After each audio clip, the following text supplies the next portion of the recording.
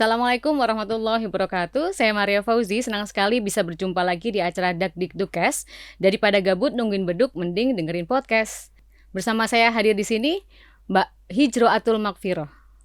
Halo Mbak. Halo. Sehat Mbak? Alhamdulillah sehat. Mbak Hijroatul Makfiroh ini merupakan seorang aktivis dan sekarang beliau adalah sekretaris Jaringan Internasional Pengurus Besar Nahdlatul Ulama.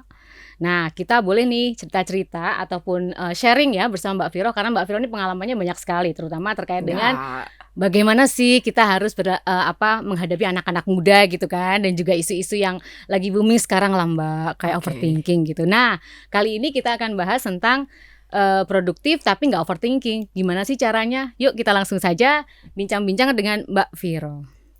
BTW Mbak, pernah nggak sih overthinking? Ya. Pernah muda ya pastinya. Pernah muda dan masih berasa muda. Oh gitu. Bagus. Saya masih berasa muda dan kayaknya kita seumuran. Bahkan mungkin seumuran sama teman-teman mahasiswa semua ya. Yang sekarang menyaksikan podcast ini, kayaknya kita seumuran pokoknya. Jadi dipaksa seumuran pokoknya. Seumuran. Dan overthinking. Saya pikir kayaknya saya pernah mengalaminya.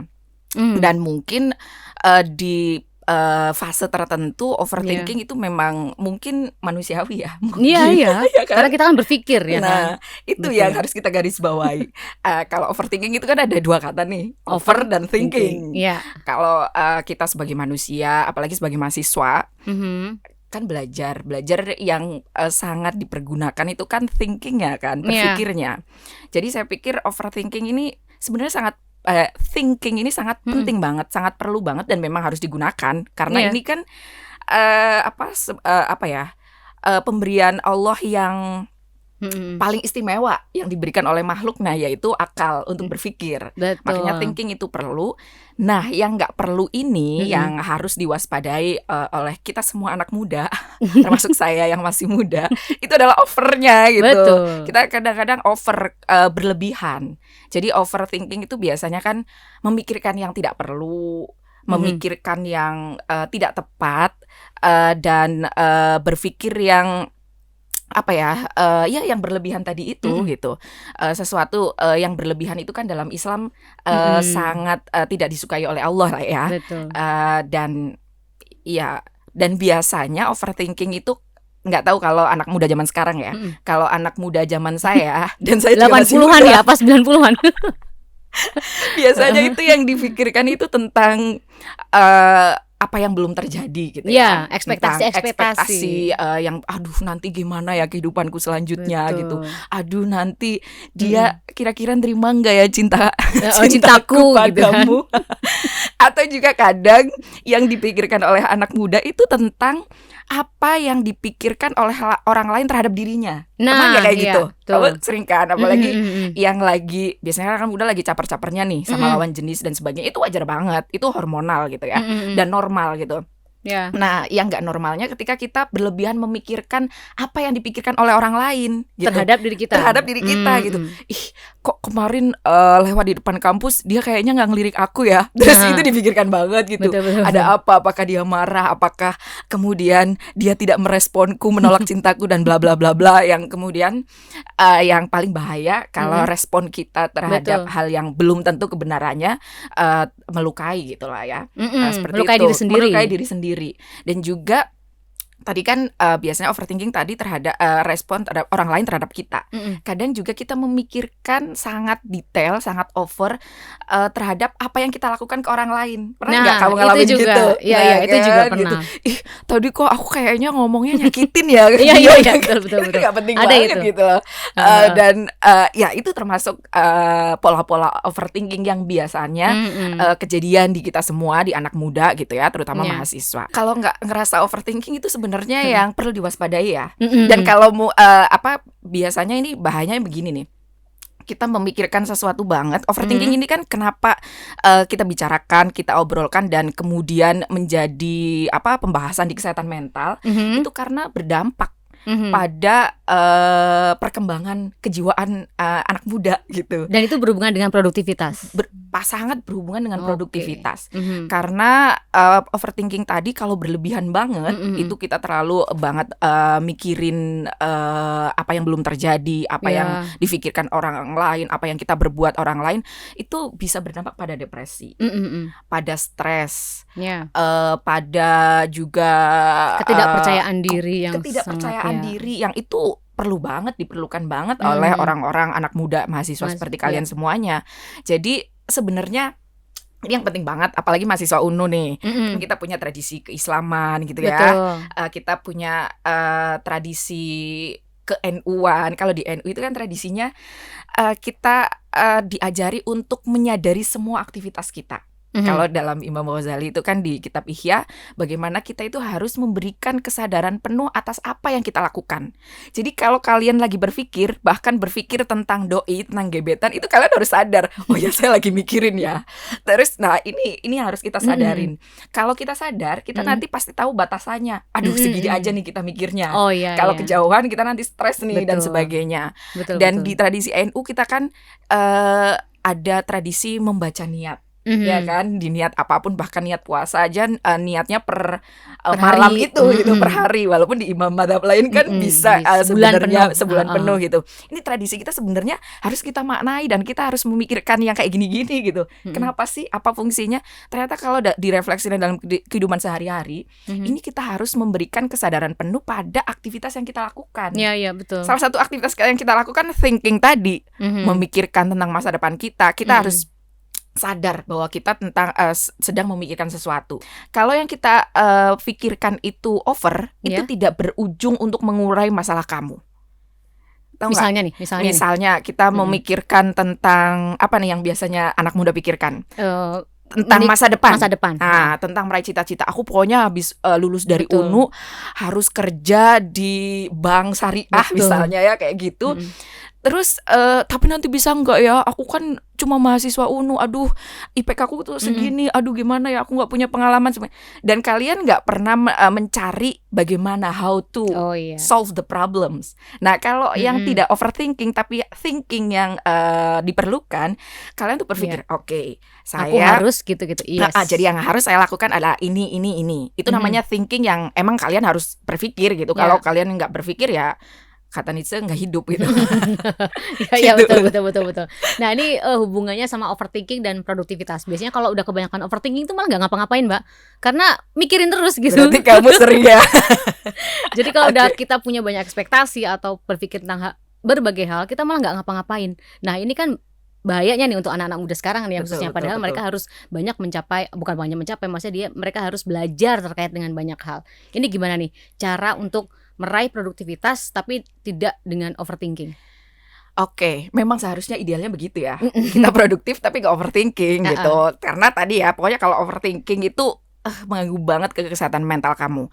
Kalau kesehatan mental kamu terganggu, kamu boro-boro untuk mencapai cita-cita gitu, untuk ngegebet orang aja susah. Udah overthinking gitu. Udah overthinking duluan gitu. Jadi anak muda itu kadang, saya juga pernah menjadi muda, dan itu sebenarnya tidak terjadi di anak muda aja gitu. Maksudnya anak kuliahan aja. Betul. Kayak kita mak-mak gaul muda gitu juga sering mengalami kayak gitu. Jadi kamu jangan merasa kok jadi kita terus sih yang dipojokkan, anak muda itu gak produktif, anak muda itu overthinking. Tenang aja guys, karena emak-emak kayak gitu sering mengalami juga yang merasa gak produktif. Betul. Yang merasa gini-gini aja gini-gini aja, overthinking dan sebagainya. Jadi tapi yang harus kalian lakukan, produktivitas itu kan bisa berangkat dari apa yang ingin kita capai.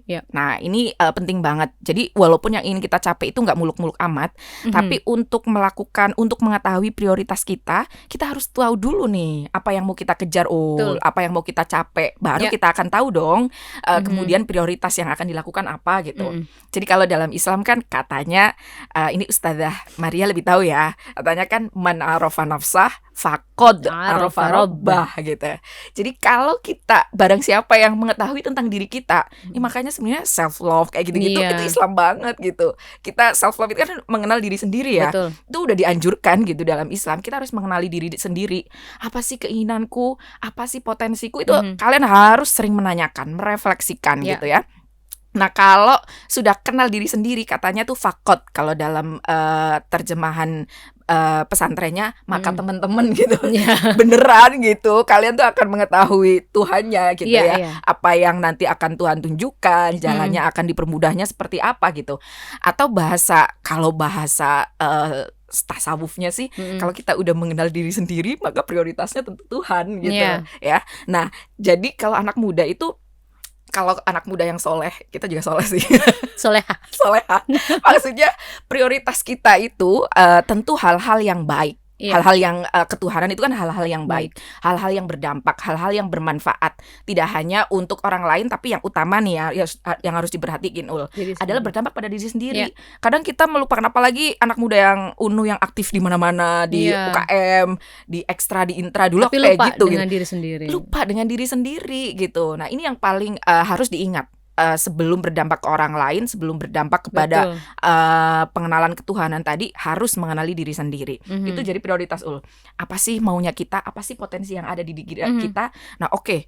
Ternyata setelah UNU saya tuh mau jadi kalau yang jurusan di Rosa Islamiyah, saya mau jadi ustadzah tapi yang di TV. Harus spesifik dong. Iya, kan? doa tuh harus spesifik ya kan. Betul. Biar nanti milestone yang kita buat juga spesifik. Ini penting juga ya. Jadi nanti teman-teman bukan adik-adik, kita seusia ya guys. Jadi nanti teman-teman gampang memetakan prioritasnya. Oke. Kalau saya udah tahu bahwa keinginan saya begini, maka prioritas saya adalah kuliah, memperdalam ilmu-ilmu agama, terus juga belajar public speaking, belajar media. Kalaupun sukanya, aduh aku mager banget, pokoknya kayaknya mager itu nggak ada manfaatnya. Tunggu dulu. Kalau orang-orang yang thinking tapi nggak over, tadi ya bedanya. Kalau thinking itu dia akan problem solving, kalau over itu tidak menyelesaikan apa-apa. Jadi walaupun mager, kita bisa memaknai, memberikan value.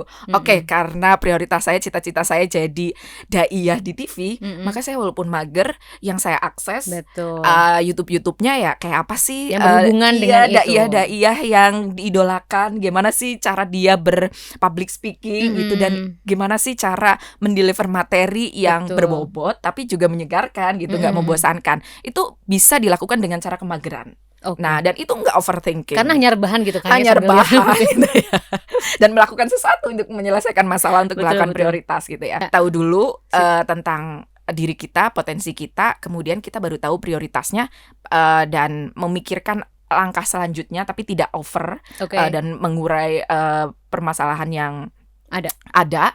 Dan saya yakin mudah-mudahan ini juga bagian dari mendorong, memompa produktivitas tapi tanpa overthinking tadi. Terakhir Mbak, nah Mbak Vira ini kan sudah aktif lama di ini ya, jaringan internasional ya, karena tadi juga menjadi seorang sekretaris di jaringan internasional PBNU dan sudah mengikuti beberapa fellowship gitu. Nah, boleh dong kasih tips-tips untuk anak-anak muda NU khususnya atau UNU yang ingin berkecimpung dalam relasi-relasi internasional. Nah, pertama tadi kalian harus thinking tapi nggak over tentang prioritas yang akan kalian lakukan, dan pastikan kalian tahu apa yang ingin kamu capai, bahkan dari perguruan tinggi, bahkan dari aliyah mungkin. Dan kebetulan aku orang yang pemimpi ya. Orang yang pemimpi kan kadang mungkin lebih dekat ke overthinking, tapi saya tidak merasakan itu. Jadi selalu bermimpi. Lihat waktu saya di pesantren, ada seorang dosen yang baru pulang dari Kanada, saya bermimpi bahwa saya pasti akan menjadi seperti beliau dan akan kuliah di luar negeri. Padahal waktu itu saya benci banget bahasa Inggris, kan di pesantren begitu ya. Dan saya tertariknya karena dosen tersebut bilang belajar bahasa Inggris setelah lulus S1. Jadi nanti mahasiswa UNU juga tenang aja, kalian masih punya banyak waktu untuk mengajar itu.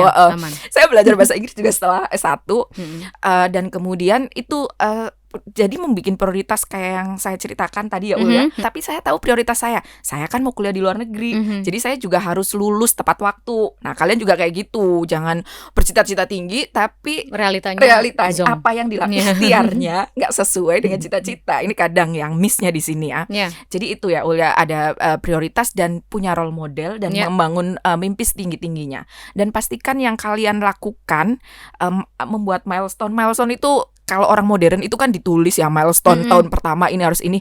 Orang tradisional itu cukup dikerentek dalam hati aja gitu. Terus diselawatin gitu kan. Diselawatin. Itu tradisi kita banget loh. Diselawatin itu bagian dari keyakinan. Bahwa kita yakin dan kita berkomitmen untuk melakukan itu. Jadi aktivitas-aktivitas itu pastikan didorong dalam rangka menuju ke arah sana. Jadi setiap ada kesempatan fellowship, ada kesempatan beasiswa, apply dan terus apply. Dan kebetulan saya pernah ada fellowship yang Maria juga ikutin juga di Australian Indonesian Exchange itu. Saya mendaftar sampai 4 kali. Dan 5 kali saya baru keterima.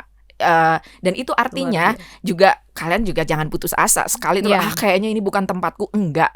Kalau udah 100 kali kalian gagal, mungkin kalian bisa putar arah. Mungkin ada jalan yang lebih baik lagi. Betul, kalau udah 100 kali ya.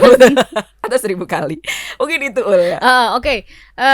Terima kasih sekali Mbak Viro, seru sekali bincang-bincang kita kali ini berbicara tentang potensi anak muda dan juga biar tetap produktif tapi nggak overthinking. Gimana sih caranya? Tadi Mbak Viro sudah mengungkapkan dan juga bercerita banyak hal terkait itu. Baik, saya tutup podcast dan perbincangan pada kali ini dengan Mbak Viro. Dan terima kasih sudah menyaksikan semuanya sahabat UNU. Terus ikuti informasi dan juga podcast UNU di media sosial UNU. Terima kasih banyak Mbak Viro atas waktunya.